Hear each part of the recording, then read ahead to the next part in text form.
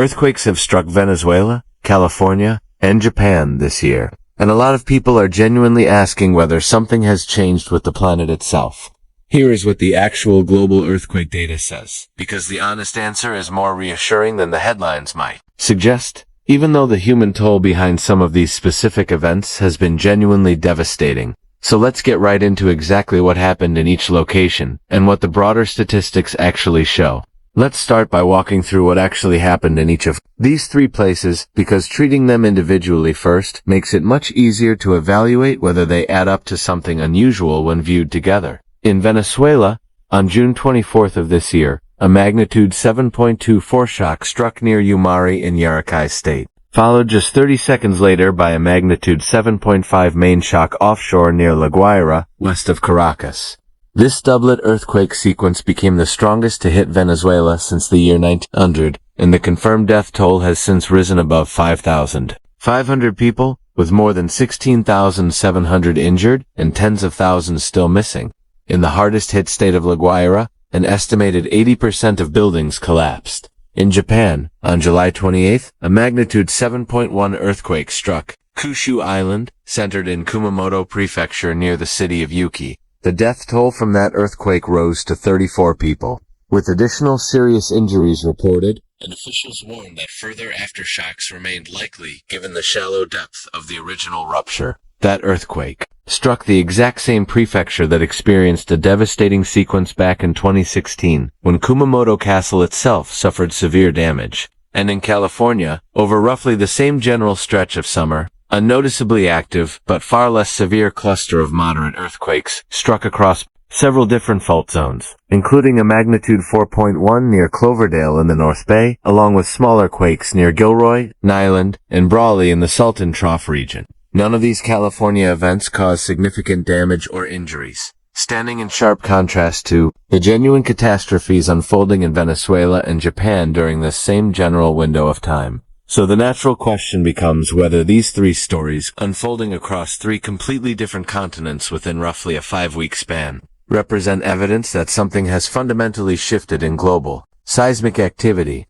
To answer that properly, we need to look past any single headline and examine what the actual worldwide earthquake statistics show for this year as a whole, compared against the long-term historical baseline scientists have been tracking for decades. According to data compiled tracking earthquakes throughout 2026, this year has recorded 5 earthquakes in the magnitude 7.0 to 7.9 range so far. Compare that against the historical annual average, which, according to the United States Geological Survey, sits at approximately 14.9 magnitude 7 or larger earthquakes per year, essentially about 15 events annually based on data spanning back over a century. Looking at year-by-year totals, specifically for magnitude 7 or larger earthquakes across the past decade, the yearly count has ranged anywhere from events in a quieter year up to 19 events in a more active one, with most years falling somewhere in the low to mid-teens. This year's current total of 5 magnitude, 7+ earthquakes sits at the lower end of that historical range, not the higher end. Despite how genuinely severe and devastating some of this year's individual events have been, this is exactly the kind of finding that tends to surprise people, and it gets at something seismologists have been explaining patiently for years. According to the British Geological Survey, recent devastating earthquakes striking population centers might give the impression that earthquake activity is increasing, but a careful look at earthquake statistics over an extended period consistently shows this is not actually the case. On average, there are about 15 earthquakes every year, with a magnitude of 7 or greater. And while the exact number varies somewhat from year to year, in general there are no dramatic long-term variations in that underlying rate. The United States Geological Survey has addressed this exact question directly as well, in a frequently asked question specifically titled, "Why are we having so many, or so few, earthquakes, and whether naturally occurring earthquake activity has been increasing?" According to USGS, a temporary increase or decrease in seismicity is part of the normal fluctuation of earthquake rates, and neither an increase nor a decrease worldwide serves as a positive indication that a large earthquake is imminent somewhere else. USGS also notes that its earthquake catalog contains an increasing number of recorded earthquakes in recent years. but that increase reflects improvements in monitoring technology, rather than an actual increase in the underlying rate of earthquakes occurring. The National Earthquake Information Center now locates about 20,000 earthquakes around the globe each year, roughly 55 per day, a substantial increase from what earlier generations of seismic networks were capable of detecting, purely because of how much more sensitive and widespread modern monitoring infrastructure has become. There is also a genuinely important psychological and media-related factor, explaining why a handful of earthquakes striking different countries within the same short window can feel like evidence of a global pattern, even when the underlying statistics do not support that conclusion. Earthquakes occurring in populated areas are naturally far more apparent and heavily covered than the many quakes happening constantly in remote, sparsely populated regions. So when, purely by chance, a run of significant earthquakes happens to strike population centers within a relatively short stretch of time, it creates the strong impression that earthquake frequency itself has increased, even when the actual global rate has remained well within its normal historical range throughout that same period. Improvements in communication, technology, and the public's growing interest in natural disasters more broadly mean that people now learn about earthquakes happening anywhere on the planet far more quickly and thoroughly than in previous decades, which naturally amplifies the sense that these events are clustering together, more than they actually are in a purely statistical sense. It is also worth understanding that Venezuela, Japan, and California all sit along completely separate sections of the same broader global tectonic framework,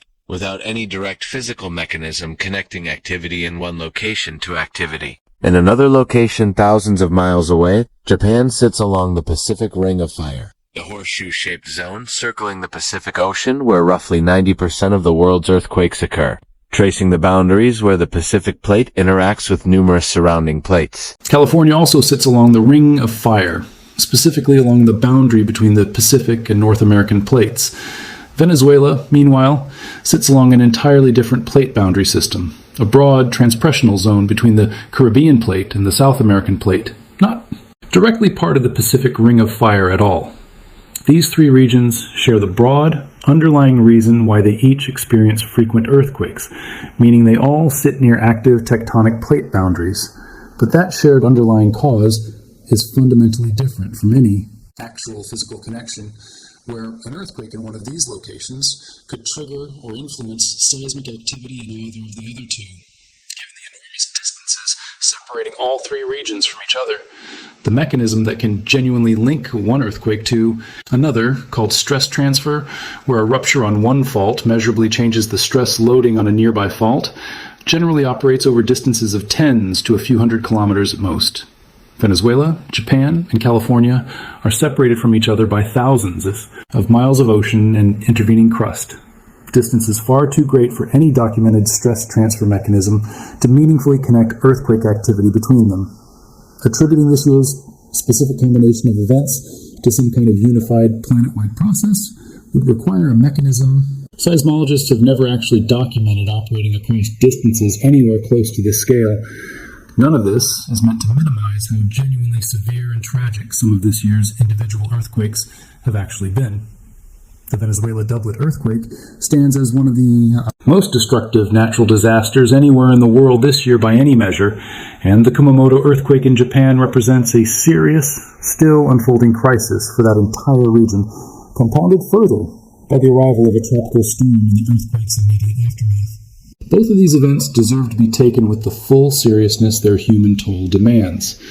What the broader statistics tell us is simply that the total global rate of significant earthquakes this year does not represent some kind of unprecedented spike or unusual planetary shift, even though the specific severity and unfortunate population density affected by two of this year's individual events has made them feel especially significant and, understandably, more frightening to a global audience watching the news. It is also worth mentioning that this year has included at least one earthquake even larger than any of the three events discussed so far. According to earthquake tracking data for 2026, the single strongest earthquake recorded anywhere in the world this year struck Tonga, measuring magnitude 7.5. That event received considerably less global media attention than the earthquakes in Venezuela and Japan specifically, largely because Tonga's population is far smaller and more geographically dispersed than the densely populated regions affected by this year's other major earthquakes. A good illustration of exactly the media attention bias described earlier, where population density and media coverage shape public perception of earthquake frequency considerably more than the actual underlying seismic data does. So how should someone process a year like this one, where genuinely catastrophic earthquakes have struck multiple different countries within a relatively compressed time frame, even while the broader statistics show nothing unusual about the overall global rate? The honest answer is that both things can be true simultaneously without contradiction. The world can experience a year with a below-average total count of magnitude 7 or larger earthquakes, while still experiencing individual events severe enough and unfortunate enough in their specific location relative to population centers to produce genuinely historic levels of death and destruction. Earthquake magnitude and earthquake impact are related but distinct concepts, since a magnitude 7.5 earthquake striking a remote, sparsely populated stretch of ocean produces an entirely different human outcome than a similarly sized earthquake striking directly beneath a densely populated coastal region, even though both events register nearly identically on any seismograph anywhere in the world. This distinction matters enormously for how we should think about earthquake preparedness going forward, regardless of what this year's specific statistics ultimately show, since scientists cannot reliably predict exactly when or where the next significant earthquake will strike. The most responsible approach for anyone living along an active plate boundary, whether that is California, Japan, the Caribbean, or anywhere else, remains consistent, ongoing preparedness rather than reactive anxiety driven by any particular stretch of headline-grabbing news. California sits along multiple active fault systems and faces a greater than 99% chance of experiencing a magnitude 6.7 or larger earthquake sometime within the next 30 years, according to long-standing assessments from the California Geological Survey. And USGS, a statistic that remains true regardless of whether this particular month or year happens to bring earthquake-related headlines from elsewhere in the world. Let's bring this all together. Earthquakes in Venezuela, Japan, and California this year have each been real, and in the case of Venezuela and Japan specifically, genuinely devastating events that have claimed thousands of lives combined and left entire communities in the process of long-term recovery.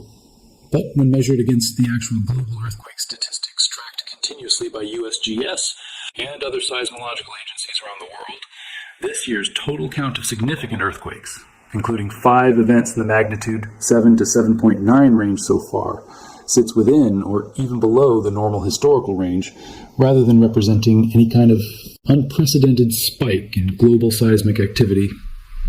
What connects Venezuela, Japan, and California is not some hidden planetary mechanism linking their earthquakes together, but rather the simple fact that all 3 regions sit near active tectonic plate boundaries, the same basic geological reality that has made these specific regions earthquake-prone for millions of years, long before this particular 5-week stretch of overlapping headlines and global earthquake activity usually concentrated to anyone following the news closely this summer. I will keep tracking earthquake activity across all of these regions closely, along with the ongoing recovery efforts in both Venezuela and Japan. So make sure you are subscribed to the channel and have notifications turned on for whenever there's meaningful new activity or new research worth covering. Thank you all so much for watching today's video. Our thoughts remain with everyone still recovering from this year's earthquakes in Venezuela and Japan specifically, and I will see you in the next one.